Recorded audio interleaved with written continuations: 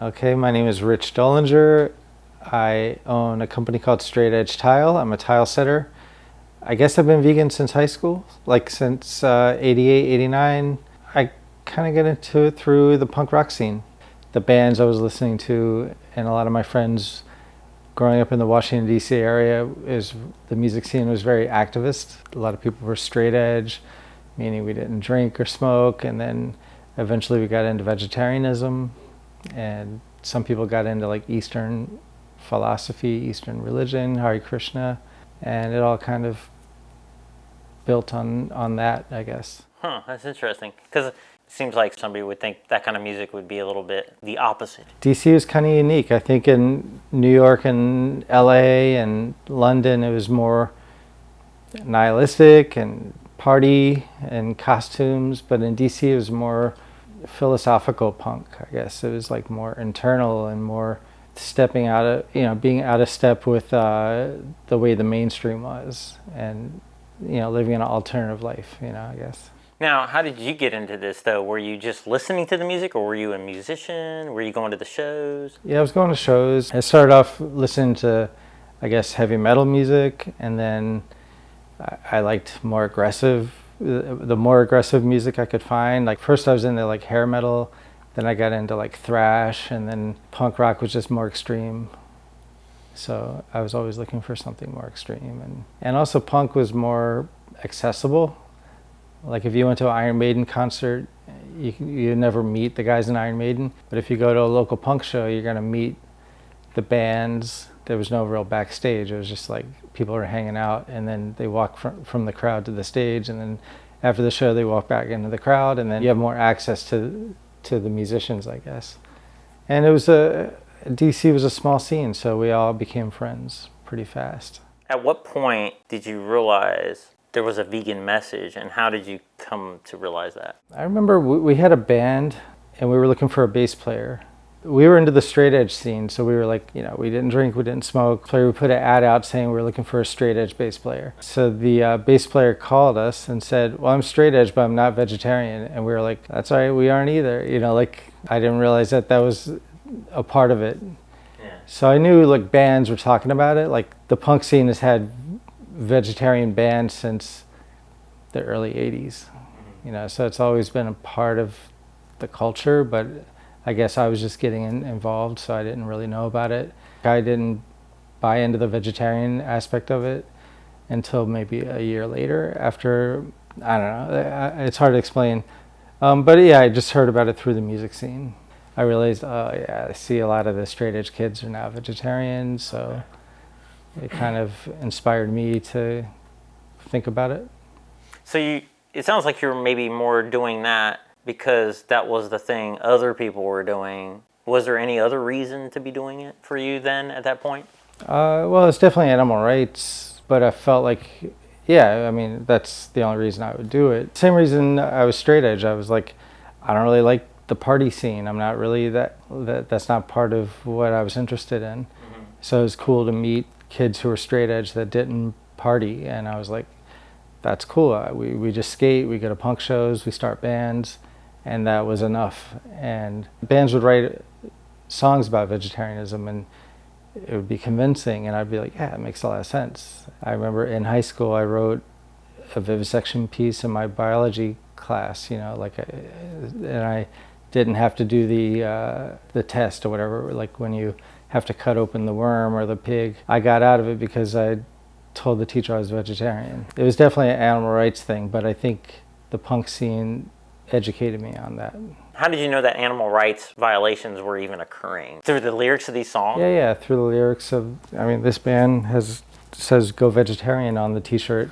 And how old is that? Well, this is a newer shirt, it's a reprint, but they originally printed this shirt probably in 89 or 90. There was a band in 82 called Cause for Alarm, and they put out a record, Thou Shalt Not Kill. And it was about vegetarianism. The Cro-Mags, another hardcore band that was into the Hare Krishna movement, talked about vegetarianism. When we first started getting into it, we started going to the Hare Krishna temple, and they would give free vegetarian food out on Sundays, and we were like cheap hardcore kids that were like, yeah, free meal, let's go.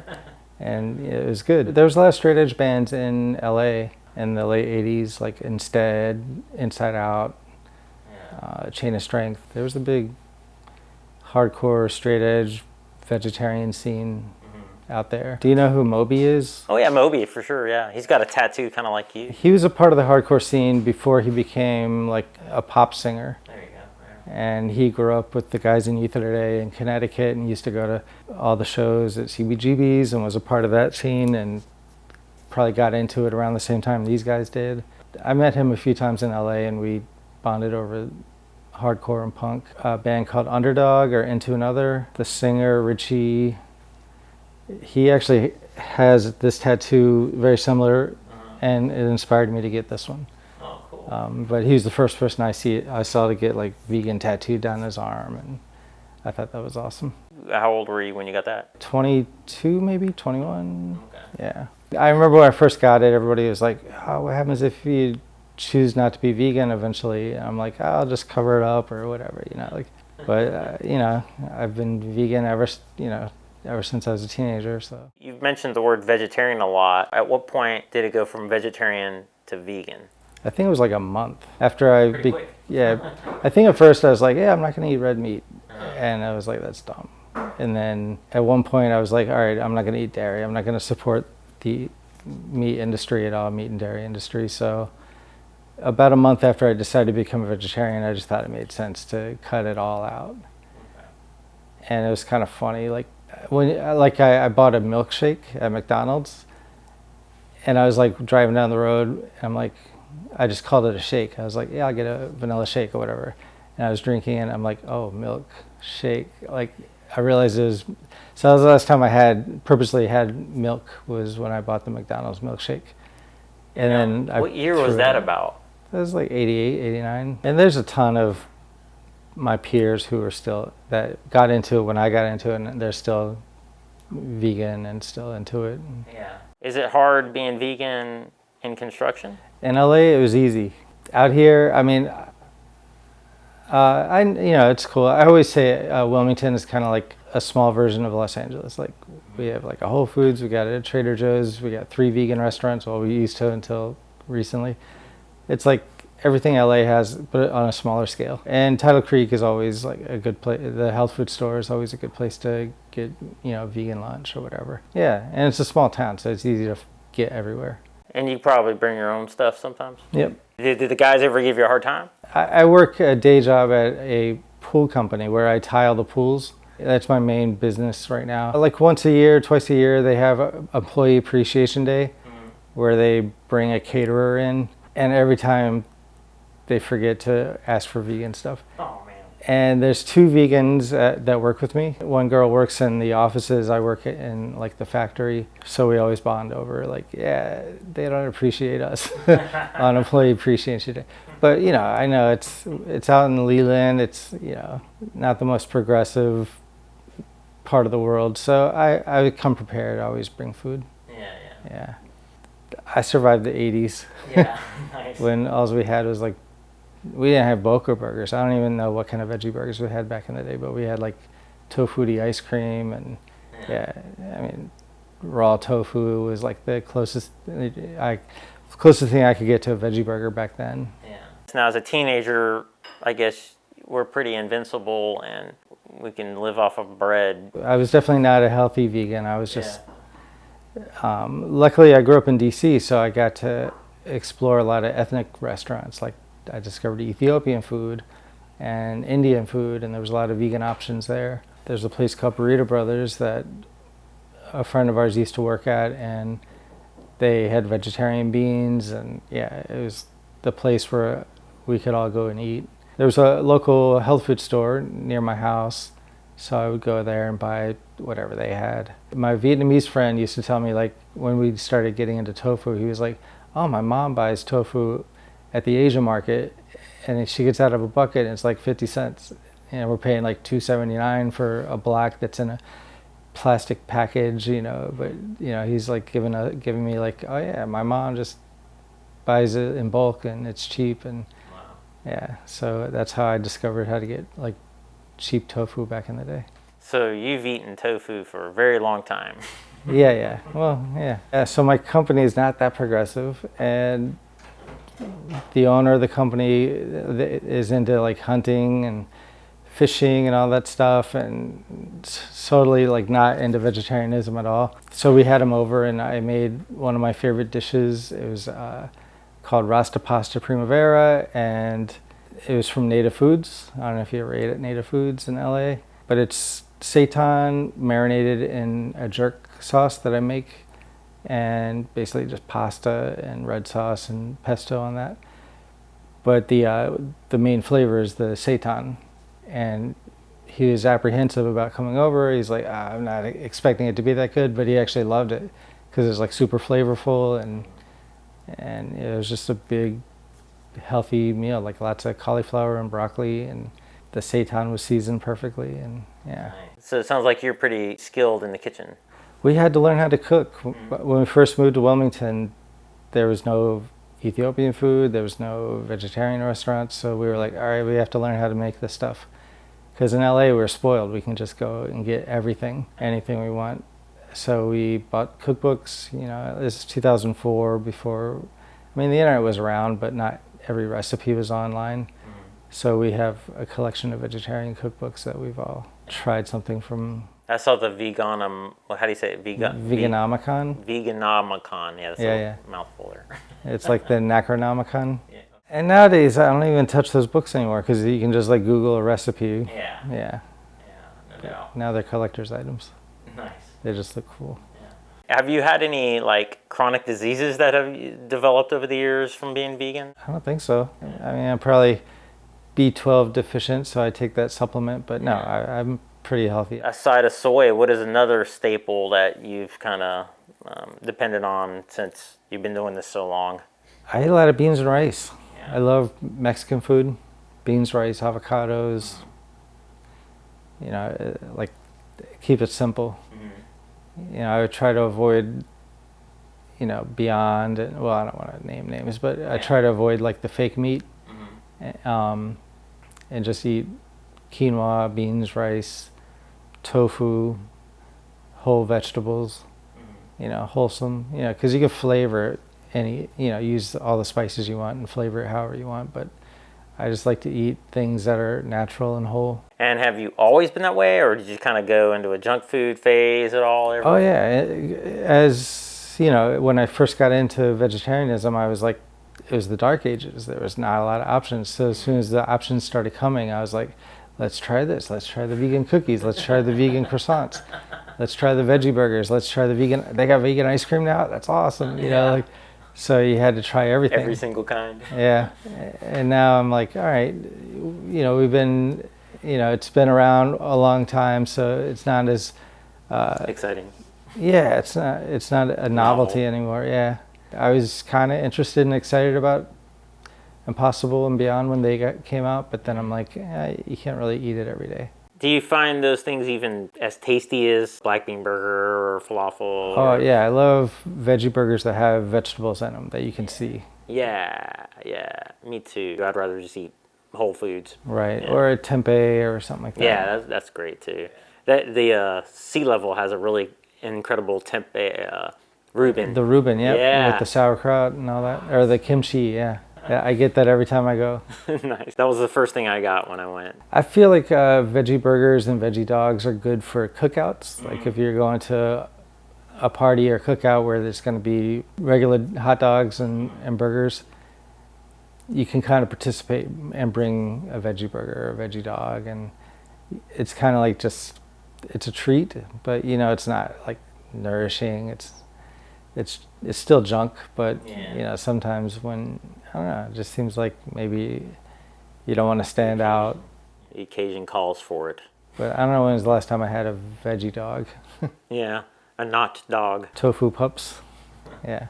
People criticize the market because maybe the sales go down and veganism's failing because the sales go down. No, maybe we're just eating whole plant foods. Yeah. And it's more for non-vegans, really, I feel like, transitioning or something, Right. Yeah. So, all this time, then you met your wife. When did you all meet? 1995. Okay, you were pretty young then. And she wasn't vegan? She had been vegetarian and then not, and then she's come back, like, I think growing up in the DC punk scene, you're definitely exposed to a lot of vegetarian food. There's vegetarian restaurants there, so she ate a lot of vegan things. Yeah, she wasn't vegan when we got together. Was that hard at all? Love, and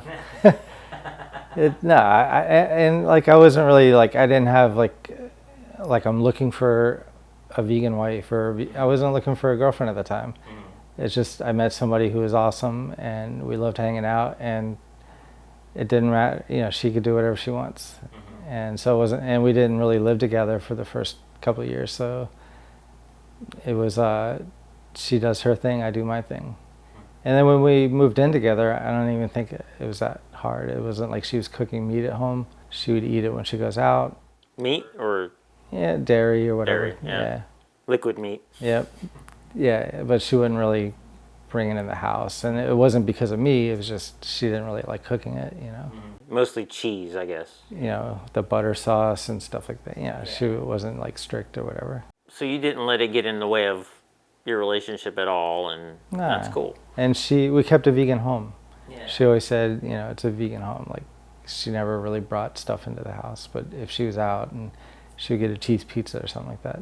And then eventually she came on board. Yeah, I didn't realize when she became vegan. I think I offered her something that wasn't vegan. She's like, no, I'm vegan now. I'm like, how long have you been vegan? And she's like, I don't know. Like, I just can't eat dairy anymore. I'm like, oh, that's interesting. Because I wasn't pressuring her. I didn't care, whatever. She could do whatever she wants. So it's kind of interesting when she decided to do it, because I didn't really, she didn't announce it. She just kind of. I guess that's why she didn't have a really hard fast day or whatever, or year even. Yeah, and it was weird. I didn't really think to mark the day that when I had that milkshake and decided and realized, oh, it's milk, and I threw it out. I don't know what day that was. I don't even know what time of year that was. I was just living my life. Yeah, I don't remember the exact season or anything even, it was just, I remember the year is about all. And that's only because of something that happened right before that year that enabled me to put it into perspective. Yeah. Otherwise I'd be like, I'm not really sure. Yeah, and if I was in high school, I probably wouldn't. If I was just out of high school and at one point decided to go vegan, I probably wouldn't remember what year in my 20s I decided. Yeah. But I know that in high school we had a vegetarian club, and also I was against vivisection, so that's memorable. But we had a English teacher who was a Buddhist, and he found out that we were vegetarian. He's like, oh, I'm vegetarian too. If you guys want to do a extracurricular thing, we can start a vegetarian club. So we started that, and there was maybe 4 or 5 people that came and hung out, mostly just the hardcore kids who were already vegetarian. And I don't even know what we talked about or what we did in that club, but it was just cool to meet a teacher who was vegetarian. Using your imagination, if you were single for whatever reason, could you be with somebody who's not vegan now after all? Like I said, love is love. I don't know. Yeah. I mean, I don't know. I have friends who are not vegan. Yeah. So I think it'd be weird. It'd be hard to live in a house where there's meat, but who knows? Man, you're so laid back. I mean, I don't plan on being in this situation, so I'm very fortunate that my partner and I are into the same things, and we are on the same page when it comes to how we want our house to be run, and yeah. Cool. I'm in a lucky situation. So what does an ideal day of eating look like now, right now? I usually skip breakfast. I eat a lot of frozen burritos. Me too. Amy's? Yep. Yeah. And they're actually pretty healthy. I have this app, it's called Yuka or something like that, and it rates all the food. You can scan the barcode and it'll tell you 0 out of 100, and it always gets 100 out of 100, those vegan burritos. Okay, cool. So they're super nutritious. And is that the same kind, the Amy's? I think so, yeah. Yeah. They're basically just a bean burrito. Yep, non-dairy, yeah. Yeah, I like the one that's gluten-free. The only reason why I'm not gluten intolerant or anything is just because I like the tortilla softer. Okay. I just find that more enjoyable. They're $1 more, so I skip them. And then there's the Amy's enchilada dishes. Those are pretty good. Do you ever get those? Yeah, yep. A lot of times I'll take like some pre-washed greens if I'm in a rush. I'll heat up that enchilada dish, mix the two together. I just bring the frozen food just because it's more convenient, I guess. Oh, you mean like to work or something? Yeah, to work. Oh, yeah, I don't okay. really bring leftovers with me to work. I just bring the frozen food Oh, okay. and microwave it. Yeah, so an ideal day of eating at work is like a frozen burrito. Yeah. Surely there's more than that, right? Yeah, I bring fruit and stuff like that. Today I actually had, I think it was from Beyond, or maybe it was Impossible. It was like the pork, I don't know, it's one of the frozen dishes that they have. It's like a box of frozen food. Impossible's making them now. It was like Chinese food. Is that like the first time you've had that or something? No, I get them every now and then. Oh, okay. Yeah. Because they seem like you were kind of steering away from those. I know, but they're Convenient. yeah, convenient. And you get bored with eating just frozen burritos all the Yeah, time. yeah. So I mix it up a little bit. Okay. And there's potatoes and stuff like that in there also. When I work out in the field, I would go to Chipotle a lot. If there was a Chipotle near my work, I'd probably eat that every day. Where I work right now, we only have a half-hour lunch, so just something quick and easy. Yeah. Cheap and easy is all I'm looking for. So whenever I go to like the grocery store, I'm always looking for like cheap frozen food to take to work. For dinner, we usually cook here, or if we go out, we'll go to like get Indian food or go to one of the vegetarian restaurants here. You mentioned Ethiopian food earlier. It's like every Ethiopian place I go to, no matter what state it's in, has the same platter. The veggie combo. Yeah, where it's got a couple different lentils and Yeah. the teff and all this. And I realized like every major city in America has an Ethiopian restaurant. Yeah. So when we were driving across country from California to North Carolina, I was like, oh, we should just do an Ethiopian tour. Just like hit up every Ethiopian restaurant in every city that we stay in. But yeah, it is basically the same dish every time. Mike the Vegan, he's a YouTuber. He lives in Iowa, and I was there interviewing him just a few weeks ago. Sure enough, that's like one of his favorite things to do is eat Ethiopian. Yeah. So we went out and had Ethiopian. I just did a job in Las Vegas last year, and I pretty much ate at the Ethiopian restaurant every time I went out. I was there for like maybe a week, so I had Ethiopian like 4 nights. Nice. I'm gonna have to try to have that soon now after this. I've had it in Atlanta, Iowa. I had it in Virginia, North Carolina. Yeah. So I've had it in quite a few states. Right. Is there one in Asheville? I don't know. I've only been to the one in Charlotte a few times. That was actually the first time I'd ever went. Was I interviewed somebody in Charlotte, and he was like, "Man, have you ever had Ethiopian food?" And I'm like, I don't know. And he took me out after that, and I was like, every chance I get now, I try to have that. So glad he turned me on to that. So what about, like, I'm curious, is there any bands these days that you think are cool that are sporting the straight edge vegan message at all? I don't know about any current bands that talk about vegetarianism or veganism, but there's definitely a lot of straight edge bands, and I'm sure a lot of the band members are vegan, but they don't really talk about it. You know, it's not like part of their message or whatever. It's just like personal politics, I guess. I don't know if they're actually like writing songs about it and being like, there was a band in the 90s called Earth Crisis, and they were like way into promoting veganism and environmentalism, and they're still around, but they were like an older band now. There's a current band that's the guitar player actually lives here in Wilmington. They're called Sect, and they just put out a new record, and they're vegan straight edge. How do you spell that? Sect. SECT. Do you go to shows still? There's not that many shows here. When I'm in a big city, I go. I was just doing a job in San Diego, and I drove up to LA, and there was a big show. It was a big family reunion. A bunch of friends from New York were there. Obviously, a bunch of friends from LA were there, so that was fun. And then there was a little show in San Diego that I went to. So yeah, when I'm around it. And then we'll drive up to DC or Richmond to see bands. So I saw you had a guitar in there. Was it Ibanez? Yep. Yeah. So you like to play a little bit still? Yeah. I would love to start a band again. Well, I just started playing bass, but I live too far away, I guess. Do the band on Zoom and then meet up once a month. Did you cover all the challenges? Well, yeah, I talked about like how I live in a smaller town where there's not as many options as there are in New York or LA or DC, but it's way better than it was when I started in the 80s. Even in DC, I mean, the grocery store didn't really have a lot of options. I mean, they didn't have good produce back in the 80s. It wasn't even like a great place to find, like we got these cookbooks and it's like, get bulgur wheat, get asafoetida, and I'm like, what the hell is this? I don't even know where to buy this stuff. It's a lot easier now, no matter where you are, pretty much in the world. It's a lot easier. Like I know veganism is only like 1%, 0.5% of the population, whatever. It's low, but the way it's influenced the culture in general, I think, has it's steered.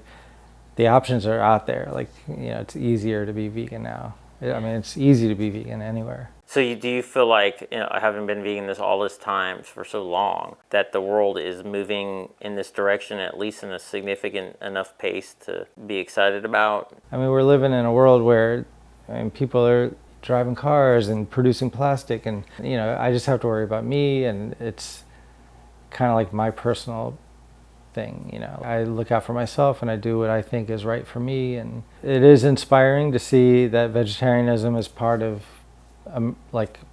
pop culture now, and it's easy and it's cool and it's more visible now.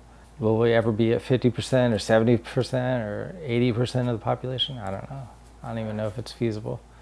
Seems like it would be. I mean, already global food intake is about 80% plant. The problem is only about 17% is whole food. It's absolutely not sustainable to eat animals, and it's not even necessary for fertilizer. There's veganic farms. There's actually one in Pinehurst that doesn't use any animal inputs at all. Or what about using cow manure if you have cows but you don't milk them or slaughter them? Yeah, exactly. So there's no reason to eat them because you're using their manure. Yeah, like in India, they have millions of cows, but nobody's eating them. They're just like wandering around the streets and hanging out. But they use their manure to plaster walls. As far as like all this time, did you ever find yourself in a dark place because we live in such a non-vegan world? And if so, how did you deal with that? Well, like, I think being punk rock, you always felt like you're out of step with the world. And you kind of doing that on purpose. Like you didn't want to be like, I don't want to like play golf and, like do like the things that my coworkers do. Like I'm more interested in like yoga or hiking or vegetarianism. And, so I never feel bad that I'm out of step. I feel like kind of like I'm thinking for myself, It sucks that other people are missing out on what I'm discovering, I guess. Just kind of going back real quick, when you were growing up, was there ever a time you saw an animal get hurt or killed? Yeah, I went hunting with my dad. We went dove hunting and squirrel hunting and stuff. I never killed like a deer, like a big animal, but we had like squirrels and we went fishing and stuff like that. And do you feel like any of that might have planted a seed, any of those moments? No, I think at the time I was like calloused. I was like, that's normal, I definitely hated fishing. I hated like the hook and, and all that stuff. I just let my dad kind of do that and clean the fish and everything. Yeah. So I definitely was empathetic, but I still ate the fish that night, after my mom cooked it and everything. Yeah, I thought about it. But I think a lot of people think about it and then they just stuff it down. Yeah, I'm curious if there was any seeds, early on, outside of just using your mind and realizing, hey, I don't want to partake in this. Actually, before the punk scene started influencing me, I saw this horror movie. Me and my friends were way into like horror movies. My dad worked at a video store, so we got to rent all the B horror movies, and we saw this movie Faces of Death, and it's all these scenes of like suicides and murders, and we found out years later that it was all like fake, but he presented it as like real like death scenes or whatever. But he had a whole segment in there about slaughterhouses, and those were real because he obviously had access to slaughterhouses and videotaped all the stuff that goes on in there. And then at the end of that segment, he said, "Viewing this whole process, I began to question my ability to survive under these same conditions. If necessity dictated that I become my own provider, I'd think I'd choose the life of a vegetarian." I didn't vow to be a vegetarian after seeing it, but I remembered that he said that. Mm-hmm. So that could have been a seed. Yeah, so I was probably like 12, 13, 14 when I saw that. And then like 4 or 5 years later, I started hearing like songs about vegetarianism, and I'm like, that's interesting. I remember that horror movie I saw years ago, and I remember that scene where he said that he was going to be a vegetarian after seeing all this footage. Wow. So that may have been a seed. If I didn't get into hardcore in vegetarianism through my music scene, maybe I would not be a vegetarian, but it definitely made me think about it. Do you ever think about like why other people are having a hard time accepting this and moving in this direction? I think that most people don't see a problem with it. They think, yeah, I'm on the right side of the argument, but they don't feel like, at least the people in my work think like, yeah, it's probably healthier and, you know, he's doing a good thing, but whatever, you know, they're just apathetic and they're doing their thing. Maybe I can inspire a couple people, I don't know. As far as like somebody going vegan and then failing at it, you ever heard anybody do that? Yeah, a ton of my friends in the hardcore scene who, when in the 90s, were all vegan and way into it, and then like the late 90s, a bunch of them started eating, you know, they just fell off the wagon and like they just became meat eaters. And I never really asked any of them why, or, you know, I didn't bug them about it, but yeah, like there's definitely a wave of vegan straight edge kids who, what we call sellouts. They sold out veganism, they sold out straight edge, and some of them actually are vegetarian again or vegan again. Well, I did ask one kid and he just said he was hungry. I'm like, why are you eating meat? He's like, I'm sick of being hungry all the time. Do you feel like you're ever like that?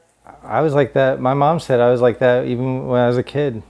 I'm always hungry. Even before you went vegetarian?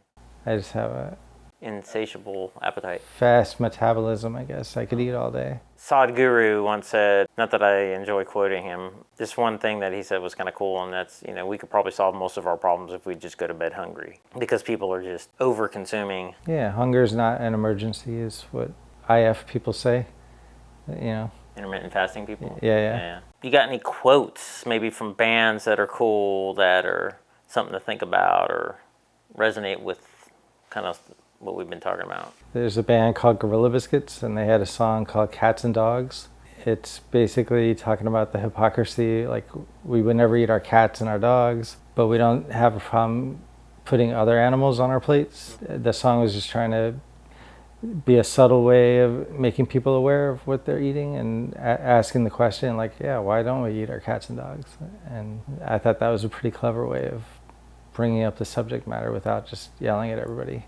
That's funny. Your wife had the same quote. And that song actually inspired a lot of people to go vegetarian. Any other ones you want to throw out there? If I think about it, the only ones I can think of are like "Meat Is Murder" by Morrissey, or Yeah. There's a band called Outspoken, and they had a record called Survival. The opening lyrics were like, animals slaughtered by the millions, we must try to save them. It was cool, like a bunch of teenage kids were writing lyrics like this, and I thought it was thought-provoking. And like, there was a band called Instead, they had a vegetarian song too. Can't remember what it was. I think like every hardcore band had a vegetarian song.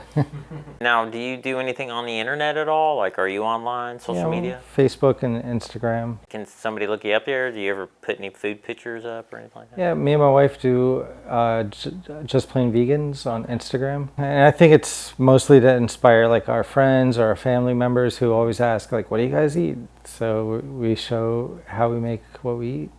And moving to North Carolina, of all places, do you find yourself able to feel at home? Yeah. It's awesome that we were able to get this house and we have land so we can start a garden.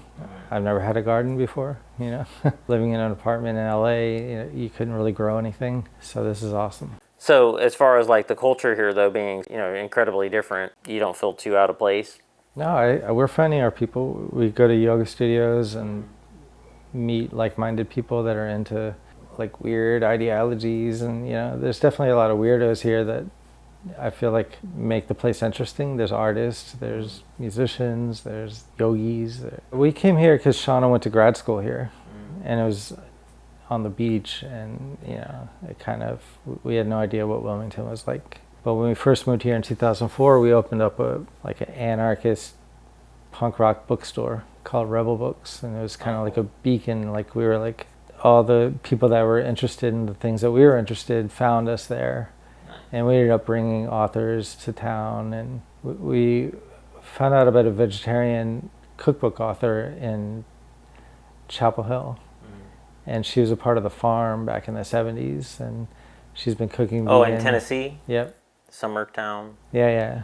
So she's been a vegan cook for them since the 70s, and she wrote a book called Cooking Southern Vegetarian Style. So we had her come out and do a cooking demo at our store, and we sold her books there. And so we brought people to Wilmington who otherwise probably would have never come. If you guys are all hunkered down in California, you know, in your bubble, like your wife put it, it's not going to really infiltrate the culture like it needs to.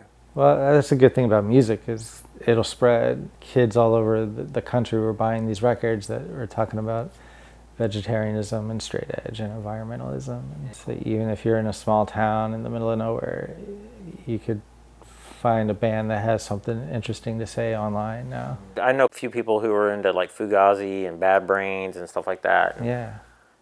Weren't some of those members maybe like Bad Brains? Or? The singer Bad Brains is vegetarian, or was on and off. And definitely Ian MacKaye from Fugazi is vegan. He went vegan like in the mid 80s probably. And I don't think Fugazi really talks about it. Okay. You know, they talk about politics, and I mean they're an activist band also, but I don't think they talked about vegetarianism. It wasn't their main focus, I guess.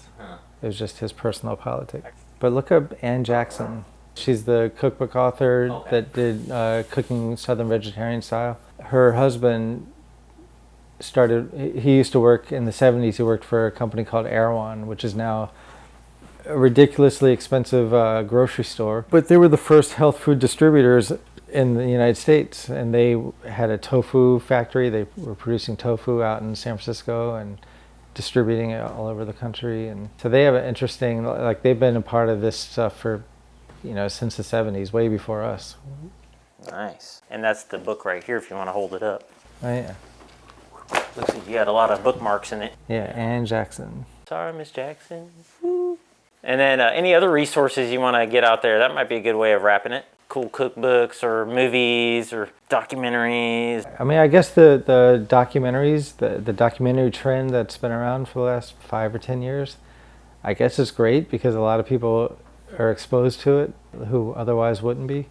But I wonder, at first I was like, is it just vegans who are watching these? Because and now it's like preaching to the converted. But now that they're on Netflix, I guess everybody is like, oh, what's this? Maybe after 5 minutes they turn it off, but maybe they watch the whole thing. And there's been some research on this, and supposedly like that's one of the biggest influences getting people to think about this and go vegan. It has been the documentaries. But is there anything like off the beaten path like that you might think would be kind of cool? I don't know, I guess I could promote some bands. Earth Crisis was a big one. Yeah, Bobby from Soulside, he works at the health food store in Asheville. They were talking about vegetarianism in probably 84, 85. Sing the Soulside song. I'm not going to sing it, but this phrase really hit me when I was a teenager. It says, you see money, I see slavery, I see blood on your face.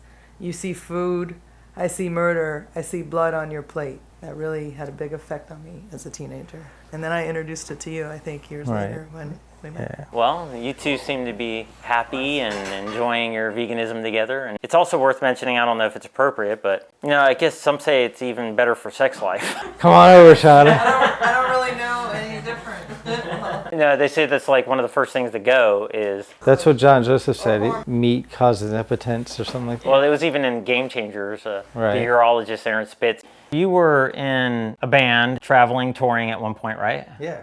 And what was that like? I mean, isn't it hard to be on the road? Especially in Europe, in the early 2000s and in the 90s. I remember eating French fries in Germany for like weeks because there was like nothing vegan. Touring with the Hare Krishna punk band was like 9 of us, and everybody was vegetarian. I was the only vegan in the band.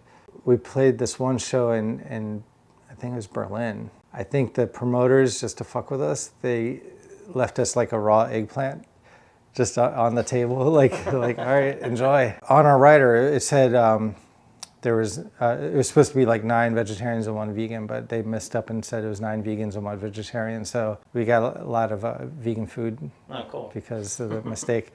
And also the Hare Krishnas would come out and bring us vegetarian food all the time. So, was there any other like times during any other parts of a tour that you were just like, oh, I don't know if I could do this? No. Like I was defiantly vegan. Nice. Talk about Tartex. Oh yeah, Tartex. We discovered that in Europe also. That's like vegan potted meat. out of a toothpaste tube. It's terrible, but we loved it when we were in Europe. But we brought some home, and when we eat it here, we're like, this isn't really that good. Yeah. But Tartex? Yeah, Tartex. It's a nutritional yeast paste. I didn't know what it was. It just feels like potted meat or whatever. McDonald's they were kind of ahead of the time. In Europe, they had the Gemüse burger in Germany, and that was the veggie burger there, way before any of the fast food restaurants in the States ever thought about having a veggie burger. So. Wow. And it was vegan or just veggie? They told us it was vegan. I think Europe has always kind of been more veg-friendly and progressive. So I think in Germany they had it, and in England they had one. And they were sold as vegan, I assume. I don't know. And then you got some cool CDs. Tell us about these. So this is a band called Outspoken. They have this awesome 7-inch called Survival. It's all about vegetarianism. And instead, they had a very influential song called Feel Their Pain. Right there. I love that record when I was in high school. Big influence. And Antidote was like the first hardcore band explicitly vegetarian. That is like one of the first Hare Krishna related pieces of art I've ever been exposed to. And it was kind of a haunting image. It's a picture of a guy with a cow's head chopping off the head of a cow with a human head. So it's kind of like karma, yuga karma, whatever it is. So it's what comes around goes around, and that had a huge influence on me. These guys, Earth Crisis, they were like 90s hardcore straight edge that really promoted veganism. On the back of the record it said go vegan. Cool. Very outspoken band. This was, I think, my first vegetarian cookbook. Came out in '81. I don't even know where I found this. It's very basic. It was the first time I ever heard the term smoothie was in this. They have a recipe for smoothies. So I guess it was a religious book, but yeah, that's cool. And this is like the original punk rock vegetarian Bible. No way. Yeah. Do you know it? Looks super old. Yeah. I don't know what That's year so this cool. came out. Recipes designed to destroy the government. Hippie core. Nice stuff. And then you got a library in here, right? Yeah. I guess we could check that out. You were gifted this, you mentioned. Yeah. From some vegan friends in DC. They had something similar in their home, and we always admired it. So when we bought this house, they gave it to us as a housewarming gift. This was the first book my wife ever got regarding health food vegetarianism. This is John Joseph's Meat is for Pussy. I haven't actually seen that one. I've heard of it though. Oh, he signed it. Nice. And it's like the infamous Diet for New America for sure. Yeah. Best ever Indian cookbook. Oh, I bet that's good. Oh, and you got all the Gregor's stuff there. Moosewood cookbook. Korean. Nice. The Moosewood Cookbook, that's an old vegetarian restaurant from upstate New York. Oh. And I think it's still around. This is one of our most used cookbooks. Okay. I've seen this one before, I feel like, but it does look a little different. And this is one of my favorite cookbooks here. Native Foods by Chef Tanya. She has a restaurant in Palm Springs now. This is my favorite recipe, the Rasta Pasta Primavera. Stealing a copy right now. But I love this. I stopped by my friend's house in Washington, D.C., and he had this author visiting, and she was working on her second cookbook. But this is her first vegetarian cookbook. She was a Hare Krishna devotee, and she studied all the Indian dishes, traditional Indian dishes. And we were lucky enough to stop by our friend's house, and she was there working on her second cookbook, so she let us try a bunch of the recipes she was working on. Climb to the top of the Himalayas and grab this herb and then let it ferment for 6 years, and then you can make this recipe. Legumes up on the counter here for sure. Yeah. Nice.